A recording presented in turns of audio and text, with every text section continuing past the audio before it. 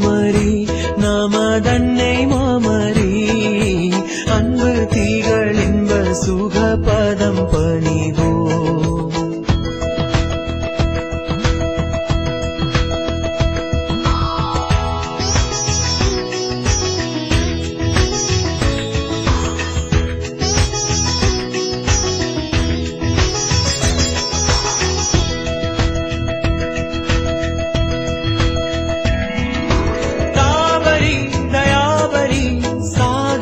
गुणाहरी तावरी दयावरी सागरी गुणाहरी आदरी तावीद वंशमासिना मनोहरी अन्नै मामरी நமதன்னை மாமரி அன்பு திகழ் இன்ப சுகபதம் பணிவோம். அன்னை மாமரி நமதன்னை மாமரி அன்பு திகழ் இன்ப சுகபதம் பணிவோம்.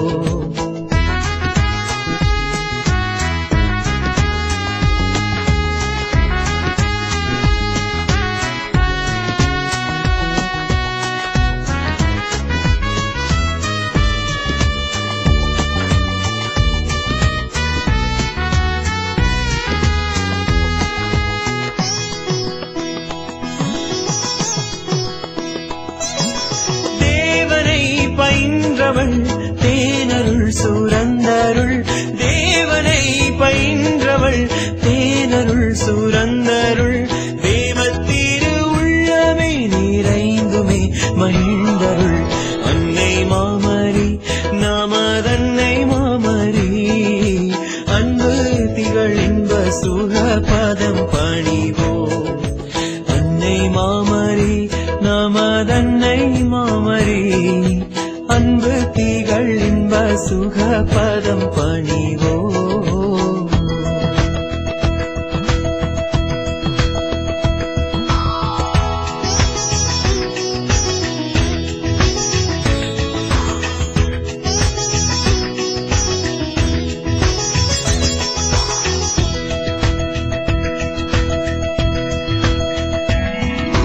ஜீவர்கள் ஈடேறவே தன்மைந்தனை மன்றாடிடும் ஜீவர்கள் ஈடேறவே தன்மைந்தனை மன்றாடிடும் பாவிகளின் கஞ்சமே இப்பாரெல்லாம் கொண்டாடிடும் அன்னை மாமரி நமதன்னை மாமரி அன்பு திகழ் இன்ப சுகபதம் பணிவோம். அன்னை மாமரி நமதன்னை மாமரி அன்பு திகழ் இன்ப சுகபதம் பணிவோம்.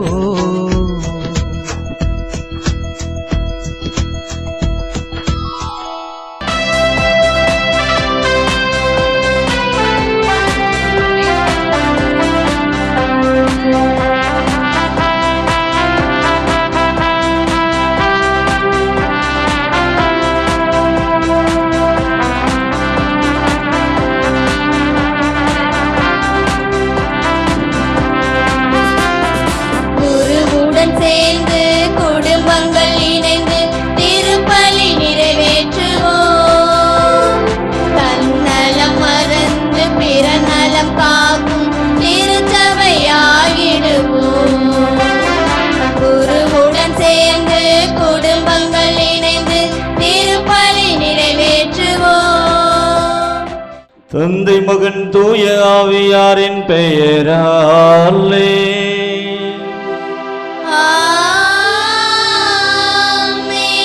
நம் ஆண்டவராகிய இயேசு கிறிஸ்துவின் அருளும் கடவுளின் அன்பும் தூய ஆவியானவரின் உடனிருப்பும் உங்கள் அனைவரோடும் இருப்பதாக.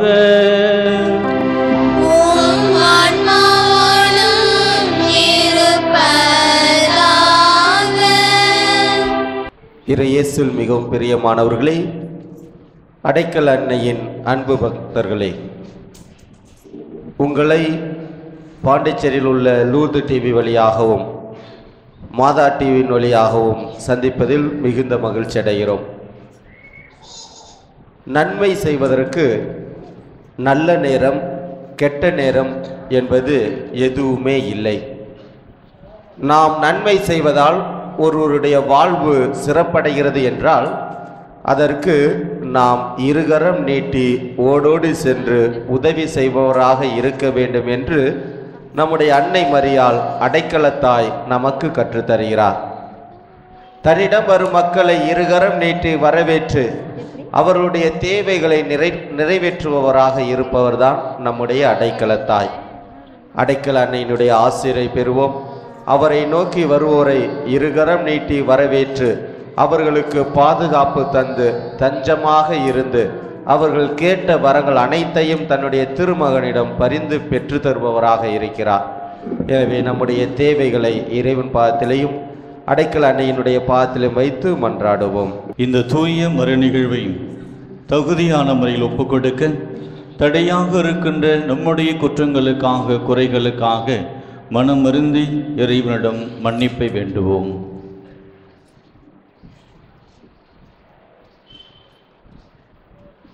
எல்லாம் வல்ல இறைவனிடமும் சகோதர சகோதரிகளே உங்களிடமும் நான் பாவி என ஏற்றுக்கொள்கின்றேன். ஏனெனில் என் சிந்தனையாலும் சொல்லாலும் செயலாலும் கடமையில் தவறியதாலும் பாவங்கள் பல செய்தேன். என் பாவமே என் பாவமே என் பெரும்பாவமே. ஆகையால் எப்போதும் கன்னியான புனித மரியாவையும் வானதூதர் புனிதர் அனைவரையும் சகோதர சகோதரிகளே உங்களையும் நாம் இறைவனாகிய ஆண்டவரிடம் எனக்காக வேண்டிக் கொள்ள மன்றாடுகின்றேன். எல்லாம் வல்ல இறைவன் நம் மீது இரக்கம் வைத்து நம் பாவங்கள் அனைத்தையும் போக்கி நம்மை நிலை வாழ்வுக்கு அழைத்து செல்வாராக. ஆமென்.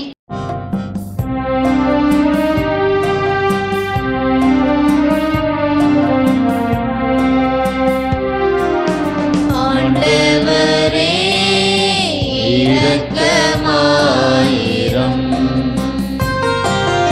ஆண்டவரே இரக்கமாயிரம்.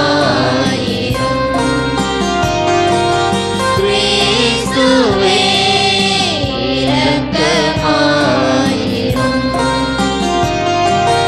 கிறிஸ்துவே இரக்கமாயிரம்.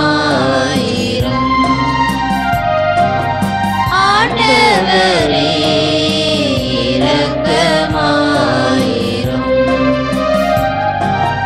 ஆண்டவரே இரக்கமாயிரம்.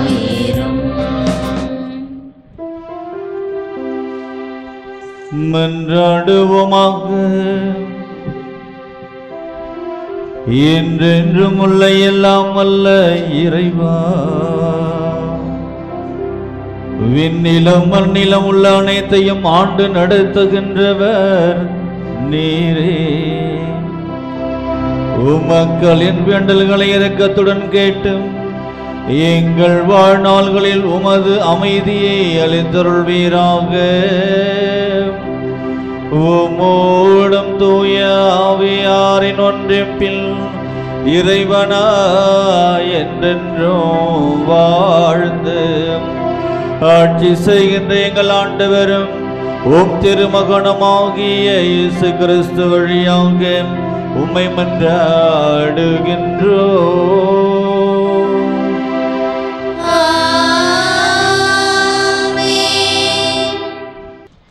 முதல் வாசகம். மெல்கிசேதேக்கின் முறைப்படி நீர் என்றென்றும் குருவே. எபிரேயருக்கு எழுதப்பட்ட திருமுகத்திலிருந்து வாசகம். அதிகாரம் 7 இறை வார்த்தைகள் 1-3 முடிய மற்றும் 15-17 முடிய. சகோதர சகோதரிகளே, மெல்கிசேதேக்கு சாலோம் நகரின் அரசர், உன்னத கடவுளின் குரு. ஆபிரகாம் அரசர்களை முறியடித்து திரும்பிய பொழுது அவரை எதிர்கொண்டு போய் அவருக்கு ஆசி அளித்தார். ஆபிரகாம் தம்மிடமிருந்த எல்லாவற்றிலிருந்தும் 10 பங்கை இவருக்கு கொடுத்தார். நீதியின் அரசர் என்பது இவர் பெயரின் முதற் பொருள். மேலும் இவர் சாலோமின் அரசர், அமைதியின் அரசர் என்பது இதற்கு பொருள். இவருக்கு தந்தை இல்லை, தாய் இல்லை, தலைமுறை வரலாறு இல்லை. இவரது வாழ்நாளுக்கு தொடக்கமும் இல்லை, முடிவும் இல்லை. இவர் கடவுளின் மகனுக்கு ஒப்பானவர். குருவாக என்றும் நிலைத்திருப்பவர். மெல்கிசதேக்கு ஒப்பான வேறொரு குரு தோன்றியிருப்பதால் நாம் மேற்கூறியது இன்னும் அதிக தெளிவாகிறது. இவர் திருச்சட்டத்தின் கட்டளைப்படி மனித இயல்புக்கு ஏற்ப அல்ல, அழியாத வாழ்வின் வல்லமையால் குருவாக தோன்றினார். இவரை பற்றி மெல்கிசதேக்கின் முறைப்படி நீர் என்றென்றும் குருவே என்றும் சான்று உரைக்கப்பட்டுள்ளது. இது ஆண்டவர் வழங்கும் அருள்வாக்கு. இறைவனுக்கு நன்றி.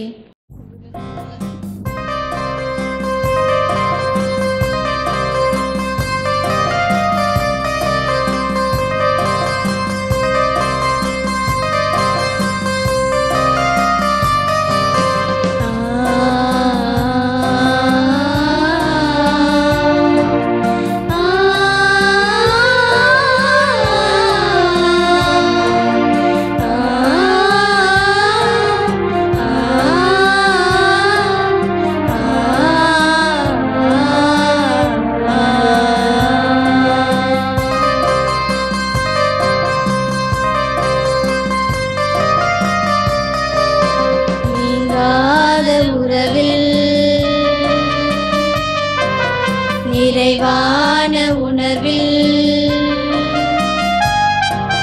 நீங்காத உறவில் நிறைவான உணர்வில் இறையே உன்னிடம் நாடினே அடியேன் நிலை மாறினே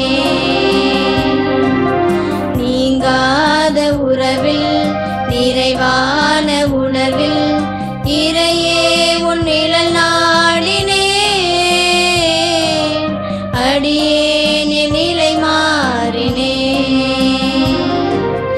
உன்னோடு கைகோர்த்து நான் செல்லும் பாதை அழகானது தினம் அழகானது உன் கண்ணோடு கண் சேர்த்து நான் பார்க்கும் பார்வை புதிதானது தினம் புதிதானது உன்னை ஏற்றுக்கொண்டேன் ஒரு மாற்றம் கண்டேன் உன்னில் உலகை புதிதாக கண்டேன் நீங்காத உறவில் நிறைவான உணர்வில் இறையே உன்னிடம் நாடினே அடியேன் என் நிலை மாறினே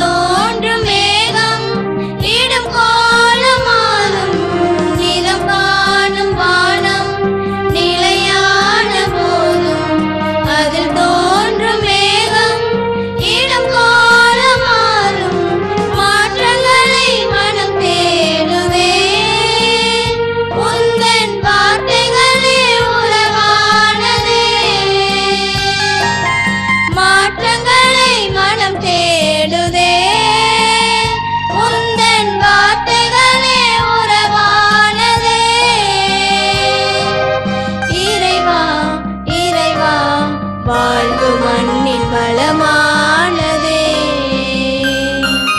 நீங்காத உறவில் நிறைவான உணர்வில் இறையே உன்னிடம் நாடினே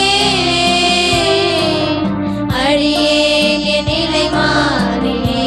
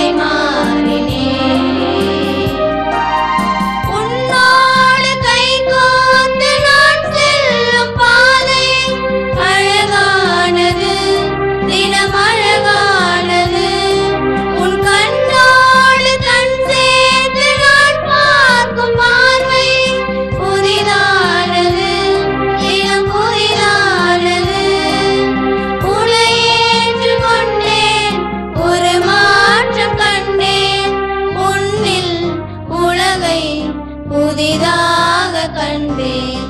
நீங்காத உறவில் நிறைவான உணர்வில் இதையே உன்னில நாடினேன். அடியேன் என் நிலை மாறினேன்.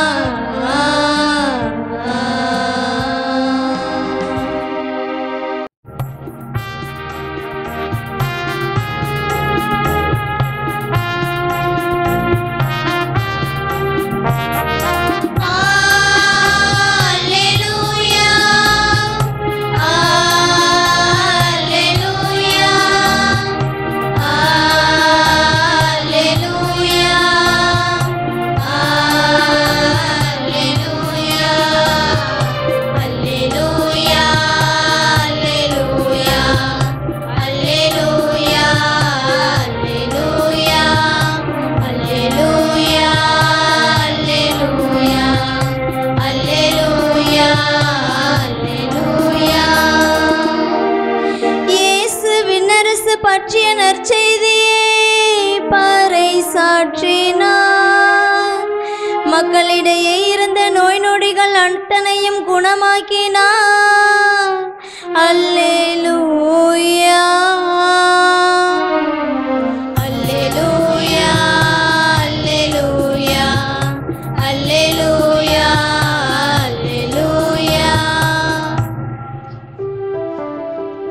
ஆண்டவர் உங்களோடு இருப்பாராக. உம் ஆன்மாவோடும் இருப்பாராக. மார்க் எழுதிய நற்செய்தியிலிருந்து வாசகம். ஆண்டவரே, மாட்சி உமக்கே. இயேசு மீண்டும் தொழுகை கூடத்திற்குள் சென்றார்.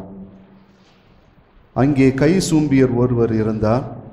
சிலர் இயேசு மீது குற்றம் சுமத்தும் நோக்குடன் ஓய்வு நாளில் அவரை குணப்படுத்துவாரா என்று கூர்ந்து கவனித்து கொண்டே இருந்தார். இயேசு கை சூம்பியவரை நோக்கி, எழுந்து நடுவே நில்லும் என்றார். பின்பு அவர்களிடம், ஓய்வு நாளில் நன்மை செய்வதா தீமை செய்வதா, உயிரை காப்பதா அழிப்பதா, எது முறை என்று அவர் கேட்டார். அவர்களோ பேசாதிருந்தார்கள். அவர் சினத்துடன் அவர்களை சுற்றிலும் திரும்பி பார்த்து அவர்களது பிடிவாத உள்ளத்தைக் கண்டு வருந்தி கை சூம்பியவரை நோக்கி, கையை நீட்டும் என்றார். அவர் நீட்டினார். அவருடைய கை மீண்டும் நலமடைந்தது. உடனே பரிசேயர் வெளியேறி ஏரோதியரோடு சேர்ந்து இயேசுவை எப்படி ஒழிக்கலாம் என அவருக்கு எதிராக சூழ்ச்சி செய்தனர்.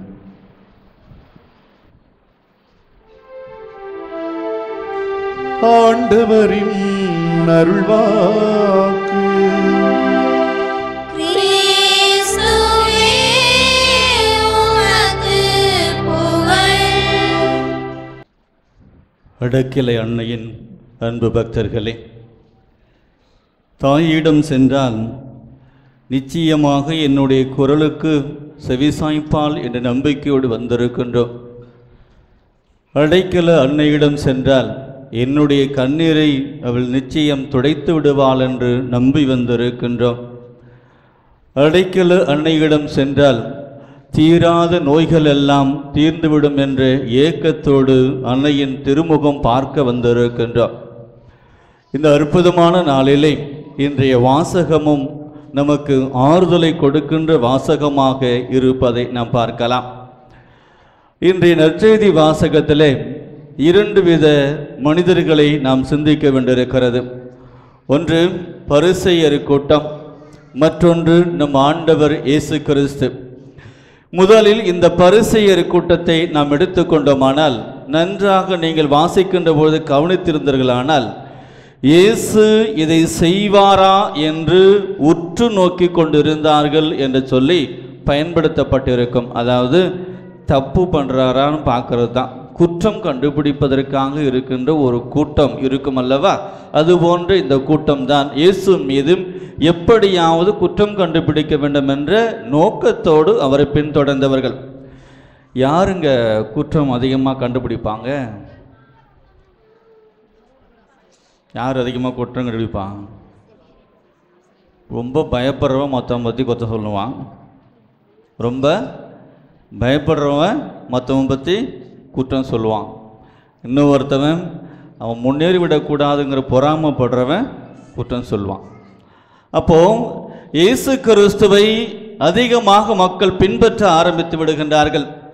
பரிசேயர்களிடமிருந்து விலகி கிறிஸ்துவை மக்கள் நாடுகின்ற பொழுது எங்கே தங்களுடைய செல்வாக்கு போய்விடுமோ என்ற எண்ணத்திலே இயேசு கிறிஸ்துவின் மீது குற்றம் சுமத்துவதற்காக தேடுகின்றார்கள். அதனால் ஆண்டவர் சொல்வார், பேசுகிறவன் பேசட்டும், சொல்கிறவன் சொல்லட்டும், செய்கிறவன் செய்யட்டும், நல்லதை நீ எப்பொழுதும் செய்து கொண்டே இரு என்று சொல்லி குற்றம் கண்டுபிடிப்பவர்களை பற்றி கவலைப்பட வேண்டாம் என்பதை தெளிவாக நமக்கு எடுத்துரைக்கின்றார். இரண்டாவதாக இந்த பரிசேயர்களை பற்றி நாம் சிந்தித்து பார்த்தோமானால் இவர்கள் சடங்குகளுக்கும் சம்பிரதாயங்களுக்கும் முக்கியத்துவம் கொடுத்தார்கள். சடங்கு சட்டம் இதுதான் அவங்களுக்கு மிக முக்கியமான ஒன்று. கோயிலை சுற்றி நடக்கின்ற சட்ட சடங்கு முறைகளை நுணுக்கமாக கடைபிடித்தார்கள். மனிதர்களை பற்றியோ மனித மாண்பை பற்றியோ இரக்கத்தை பற்றியோ அன்பை பற்றியோ உண்மையை பற்றியோ நீதியை பற்றியோ கவலை அவர்களுக்கு இல்லை. எது நடந்தாலும் ஒழுங்கா நுணுக்கமாக எல்லாம் நடக்குதா அப்படின்னு பார்க்கறது தான் மிக மிக முக்கியமான ஒரு வேலையாக பரிசேயர்கள் கூட்டம் இருக்கும். இன்றைக்கு நம்மளும் அதுமாரி இருக்கிறோம்.